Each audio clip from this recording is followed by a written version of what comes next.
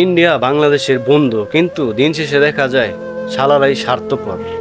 স্বার্থের জন্য আমাদের দেশের সাথে তারা সম্পর্ক রাখে। যখনই ভারতে পানি বেড়ে যায় তখনই সেই পানি আমাদের বাংলাদেশে ছেড়ে দেয় তারা। আর তখনই আমাদের বাংলাদেশের অনেকগুলা জেলা পানিবন্দী হয়ে থাকে, অনেক লক্ষ লক্ষ মানুষ। আর সেই ভিডিওগুলা চোখের সামনে আসলে সত্যি চোখ দিয়ে পানি পড়ে যায়। কষ্টে বলার মতো কোনো ভাষা নেই। গতকাল ত্রিপুরা থেকে পানি ছেড়ে দেয় ভারতের সরকার, আর সেই পানি আস্তে আস্তে আসা শুরু করে কুমিল্লা, ফেনী সহ ব্রাহ্মণবাড়িয়া, আখাউড়াতে। আর হাজার হাজার মানুষ পানিবন্দী হয়ে থাকে, না পারে খাবার খেতে, না পারে রান্না করতে, আর অসুস্থ মানুষ না পাচ্ছে চিকিৎসা। এমন দৃশ্য দেখলে কার ভালো লাগে? এক বোন পানিবন্দী হয়ে একজনকে ডাকতেছে, এই যে ভাই, আমাকে একটু উঁচু জায়গায় নিয়ে যাও না, কারণ আমার পেটে যে 9 মাসের একটি সন্তান আছে। অবশেষে সেই মহিলাটা মারা যায়। এমন একটি দৃশ্য যখন আমাদের বাংলাদেশের মানুষের চোখের সামনে ভাসে, তখন সত্যি আঘাতটা কলেজার ভিতরে লাগে। তখন ভাবতে পারে ইন্ডিয়া কিভাবে আমাদের বন্ধু হয়ে। আরে আজকাল তো ছেলে বাবাকে দেখতে পারে না, আর সামান্য ভারত কিভাবে আমাদের দেখতে পারবে? এটাই স্বাভাবিক। দেখা গিয়েছে বাংলাদেশ অনেক উন্নত হয়েছে, কিন্তু কী লাভ এমন বালের উন্নতি হয়ে, যে দেশে আরেক দেশের পানি এসে মানুষ পানিবন্দী হয়ে মারা যাবে। আরে কোটি কোটি টাকার প্রকল্প কাজ করা হয়েছে ঢাকা শহরে, কয়েকশো ফ্লাইওভার সহ কয়েকশো রাস্তাঘাটের কাজ করেছে, কিন্তু সেই রাস্তা দিয়ে কি মানুষ জীবনযাপন করতে পারবে? যেই রাস্তাগুলো কাজ করেছে সরকার কোটি কোটি টাকা খরচ করে, সেই রাস্তাগুলো শুধু ঢাকা শহরের মানুষ যাতায়াত করবে। আর অন্যদিকে ভারতের পানি এসে কয়েকটা জেলা প্রতি বছরই পানিবন্দী হয়ে যাবে। এটা কিভাবে আমরা মেনে নিতে পারি? আর যে পানি ভারত থেকে এসে আমাদের বাংলাদেশে কয়েকটা গ্রাম সহ কয়েকটা জেলা নষ্ট করতেছে, সেটা পরিকল্পনা করার মতো কেউ নাই। আরে নিটাবনের মতো একটি জায়গায় কোটি কোটি টাকা খরচ করে পানির মধ্যে রাস্তা বানাইতে পারলো, কিন্তু কেন পারে না ইন্ডিয়া থেকে পানি ছাড়লে যাতে বাংলাদেশে সেই পানি না ঢুকতে পারে সে ব্যবস্থা করা? আসলে আমরা মানুষগুলো না অন্ধ।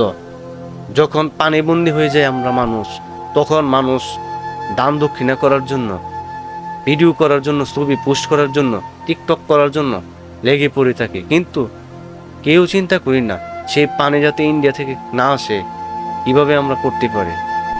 আরে কোথায় আছে না, ভাত খাইতে ভাত পাই না, কুত্তা ফালে বাগে। তো এটাই বাস্তব প্রমাণ। যে বাংলাদেশে কারেন্টের অভাব, অথচ সেই দেশ থেকে ভারত কারেন্ট নিয়ে চলতেছে। আরে আমরা বাজারে ইলিশ কিনতে গেলে 1400-1500 টাকা লাগে, অথচ সেই ইলিশ ইন্ডিয়ার কাছে 700-800 টাকা কেজি ঠিকই বিক্রি হচ্ছে। ধিক্কার জানাই তাদের মতো মানুষ নামের বেঈমানদের, যারা নিজের দেশের মানুষকে কষ্টে রেখে অন্য দেশের মানুষকে সুবিধা দেয়। প্রতি বছরে ভারত থেকে এভাবে পানি ছেড়ে আমাদের অনেক অত্যাচার করতেছে তারা, কিন্তু এর প্রতিবাদ করার মতো কেউ নাই। গত বছর সিলেটে বন্যা হয়ে হাজার হাজার ঘরবাড়ি হারায় মানুষ, হাজার হাজার মানুষ হারালো তার বসত বাড়ি সহ হাজার হাজার টাকার জিনিসপত্র, কিন্তু এটা কেউ পদক্ষেপ নেয় না কিভাবে পানি বন্ধ করা যায়। কোটি কোটি টাকা খরচ করে হয়েছে সেই পদ্মা সেতু, গাজীপুর থেকে ঢাকা হয়েছে বিশাল বড় ফ্লাইওভার, কোটি কোটি টাকা খরচ করে। কি দরকার এমন উন্নত করার? এক জেলাকে সুন্দর করে বাকি 65 জেলাকে ডুবিয়ে মারার। এখনো সময় আছে, সকল কাজ বন্ধ রেখে শুরু হোক, যাতে বাংলাদেশে ভারত থেকে পানি না আসতে পারে। আর ভারতবাসীর উদ্দেশ্যে কিছু কথা বলছি, আর ভারতের দালালদের জন্য কিছু কথা বলতেছি। নিজেরা সুবিধা পেতে আমাদের ব্যবহার করেন, আমাদের ছুঁড়ে ফেলে দেন। যে দেশে 20 টাকা কেজি পেঁয়াজ কেউ কিনে না, অথচ সেই পেঁয়াজ আমাদের দেশে 30 টাকা কেজি আপনারা সেল করেন। আপনাদের দেশ থেকে কেউ চিনি কিনে না 100 টাকা কেজি, অথচ আমাদের কাছে বিক্রি করেন ঠিকই 120 টাকা 30 টাকা কেজি। তাই বলে আপনারা আমাদের সাথে চলে দিন শেষে আমাদের সাথে বেইমানি করবে, এটা কোনোভাবে বাংলাদেশের মানুষ মেনে নিতে পারবে না। দরকার হলে আমরা ভারত থেকে জিনিস কিনা বন্ধ করে দেব।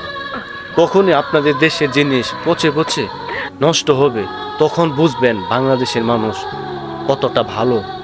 আর অবশেষে সকল স্বেচ্ছাসেবক সহ সকল সংগঠনের উদ্দেশ্যে একটা কথাই বলবো, যে যেখান থেকেই পারেন প্লিজ কুমিল্লা ফেনী সহ ব্রাহ্মণবাড়িয়া সহ আখাউড়াতে যতটুকু সম্ভব যার যার অবস্থান থেকে তাদের পাশে একটু দাঁড়ান, এবং যারা পানিবন্দী হয়ে পড়ে আছে তাদের পাশে একটু সহযোগিতার হাত বাড়িয়ে দিন।